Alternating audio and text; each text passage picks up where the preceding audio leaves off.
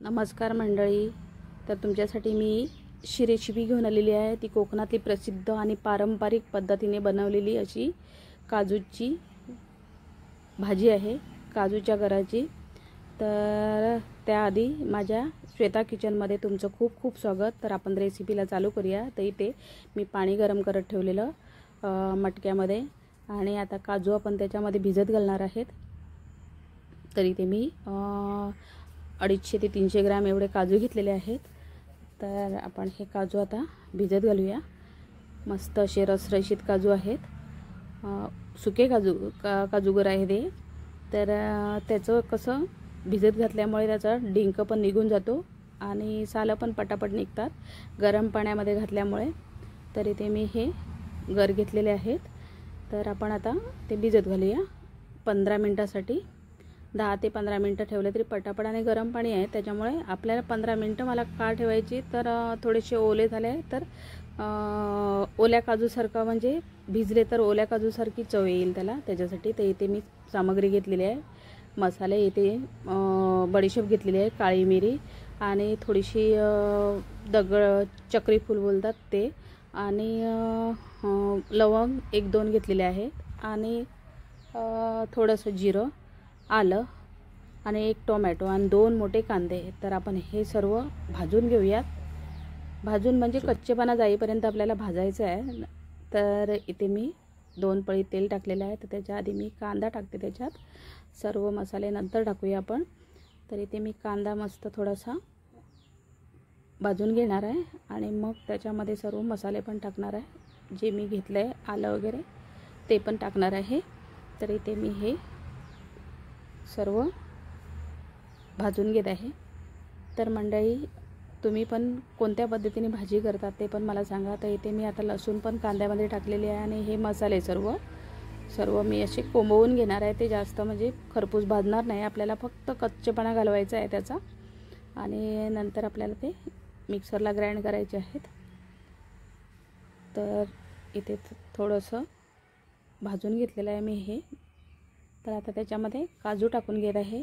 माझ्याकडे तुकडा नव्हता तर मी अख्खे काजू, तुकडा टाकला तरी चालेल, तर अख्खे काजूच टाकले मी त्याच्यामध्ये, काजूगर.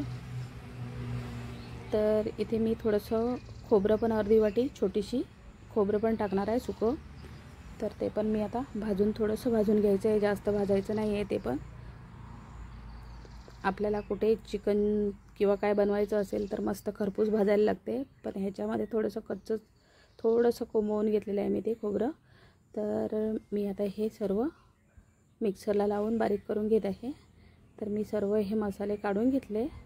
तर पहा, थोडंसं तेल राहिलं आहे त्याच्यामध्ये. आता थोडेसे जे सोलून घेतलेत काजू ते पण मी थोडेसे परतून घेणार आहे, भाजून घेणार आहे. तर भाजून घेत आहे मी तर त्यात तेलामध्ये, आणि थोडं भाजून झालेले आहेत आपले काजूगर.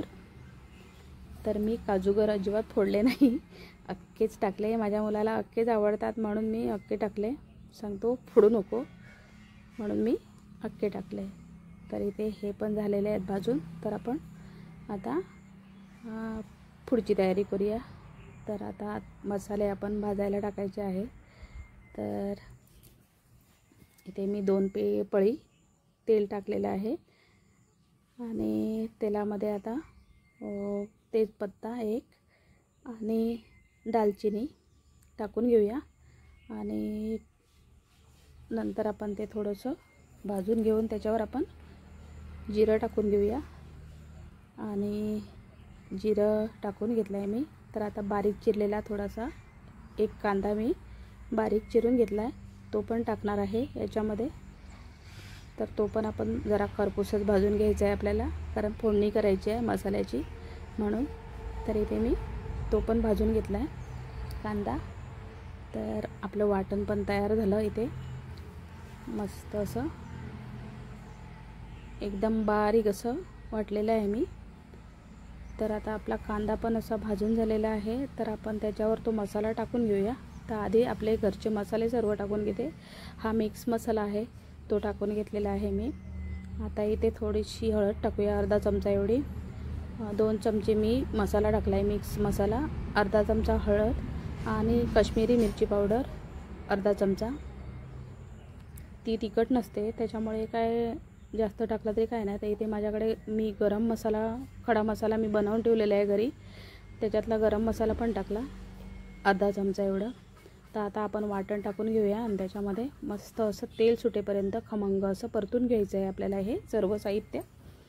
तर मी इथे सर्व हे टाकून घेतलं आहे, वाटप केलेलं ते. तर तेलामध्ये मस्त परतून घ्यायचं आहे. तर मिक्सरला जे हे लागलेलं मिक्सरच्या भांड्याला ते पण त्याच्यात पाणी टाकलं आणि तेच पाणी मी ह्याच्यामध्ये टाकून घेतलं. तर मस्त कलर असा आलेला आहे छान, आणि एकदम हॉटेलमध्ये बनवतात त्या टाईप झालेला आहे मसाला माझा, काजू मसाला. तर म्हणजे तुम्ही कसं बनवतात ते पण सांगा, आणि काय चुकलं असल्यास तर ते पण सांगा. माझ्या रेसिपीमध्ये मी अशीच बनवते म्हणून अशीच शेअर केली आहे. तर मी इथे 1 चमचा तूप टाकून घेतलेला आहे. तुम्ही तूप नाही आवडत नसेल तर नाही टाकलं तरी चालेल, आणि दुधावरची साई टाकलेली आहे. इथे तुम्ही दही पण वापरू शकता किंवा क्रीम पण वापरू शकता तुम्ही, मिल्क क्रीम.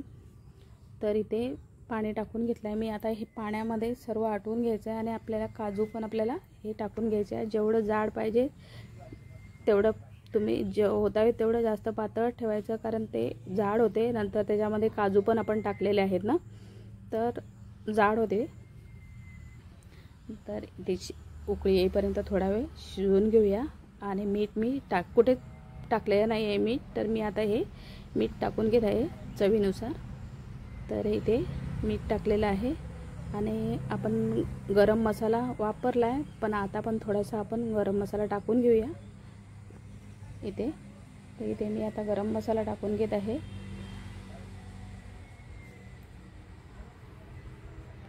तर मी हे सर्व मसाले घरीच बनवलेले आहेत, आणि सगळे मसाले मी घरीच बनवते, त्यामुळे कलर पण छान असतो, आणि चवीला पण जे काय बनवेल ते चवीला पण छान लागते घरच्या मसाल्यामुळे. तर एवढी जाड ठेवणार आहे मी, कारण मला चपाती बरोबर खायची आहे म्हणून जाड ठेवणार आहे तेवढी. तर आपली भाजी आता रेडी होत आलेली आहे. तर माझी रेसिपी आवडल्यास लाईक, शेअर, सबस्क्राईब करा. बेल आयकन दाबायला विसरू नका. भरपूर लोक बघतात पण सबस्क्राईब कोण करत नाही, त्याच्यासाठी सबस्क्राईब पण करा. तर मंडळी, भाजी आपली रेडी आहे. कशी वाटली आजची रेसिपी, आणि अशीच एक रेसिपी पाहण्यासाठी बेल आयकन दाबा, आणि कमेंट करून सांगा कशी झाली, आणि कशी माझी पद्धत वेगळी काय होती, काय चुकीची होती ते पण सांगा. छान अशी भाजी, आणि तुम्ही करतात कशी ती पण सांगा. धन्यवाद.